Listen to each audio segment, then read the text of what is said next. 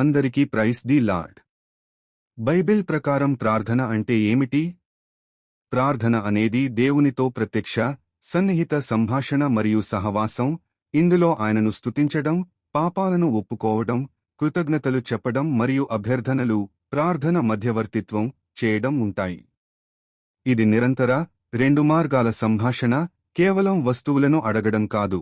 దేవునికి దగ్గరగా ఉండటం, మీ ఆత్మను కుమ్మరించడం మరియు ఆయన మార్గదర్శకత్వం, బలం మరియు ఉనికిని కోరుకోవడం యేసుక్రీస్తు ద్వారా విశ్వాసంతో జరుగుతుంది.